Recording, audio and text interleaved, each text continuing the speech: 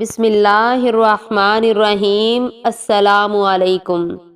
شادی کی رات وہ رات ہے جس میں ایک عورت اپنے مانوس آشیانے کو چھوڑ کر ایک نئے غیر مانوس گھر کو منتقل ہوتی ہے۔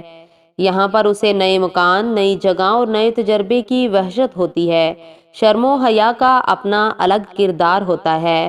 مستقبل کے بہت سے خوف و اندیشے دل و دماغ پر چھائے رہتے ہیں، اس لیے شوہر کو ان سارے حالات کا پورا خیال رکھنا چاہیے اور اجلہ عروسی میں پہنچتے ہی جنسی عمل نہیں شروع کرنا چاہیے، بلکہ شوہر کو چاہیے کہ دلہن پر طاری و وحشت کو دور کرے اور انس و محبت پیدا کرنے کے لیے اس سے میٹھی میٹھی گفتگو اور دلچسپ باتیں کرے۔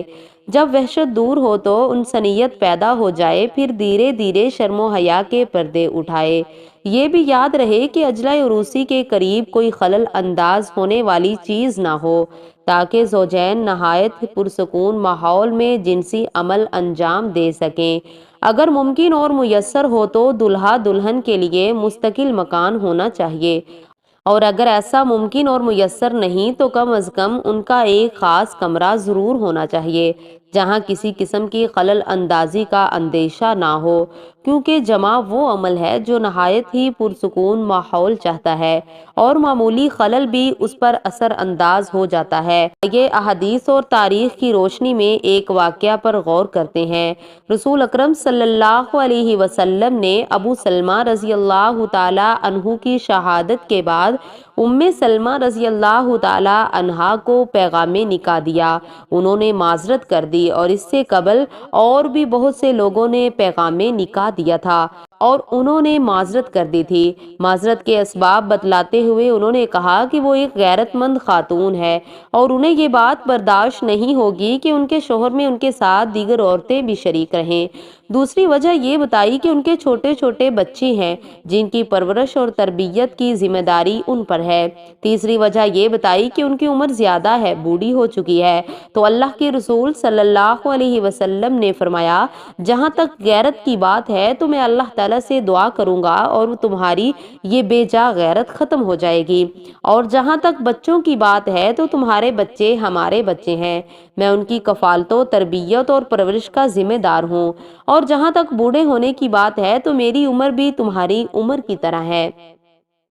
چنانچہ وہ رسول اللہ صلی اللہ علیہ وسلم سے نکاح کرنے پر راضی ہو گئیں اور نکاح ہو گیا۔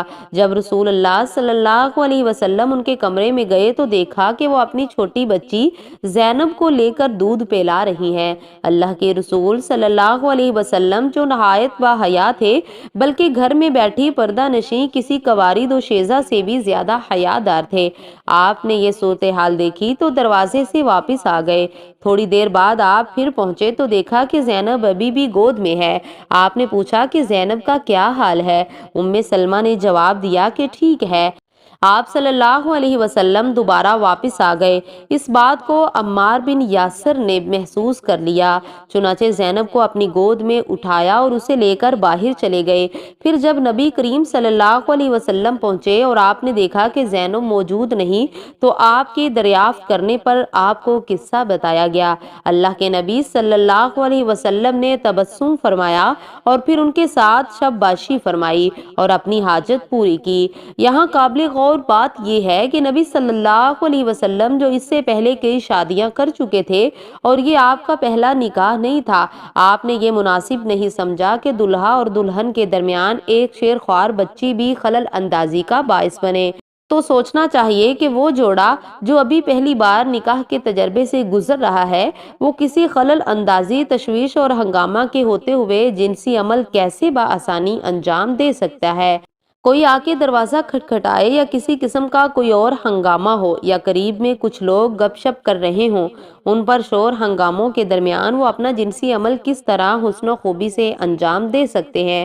واضح رہے کہ جنسی عمل کے لیے پرسکون ماحول کی سب سے زیادہ ضرورت ہوتی ہے۔ امید کرتی ہوں کہ آپ کو ویڈیو اچھی لگی ہوگی۔ ویڈیو کو لائک اور شیئر ضرور کیجیے گا۔ اگر چینل پر پہلی بار ہیں تو ایسی ویڈیوز کے لیے چینل کو سبسکرائب ضرور کریں۔ وعلیکم السلام ورحمۃ اللہ وبرکاتہ۔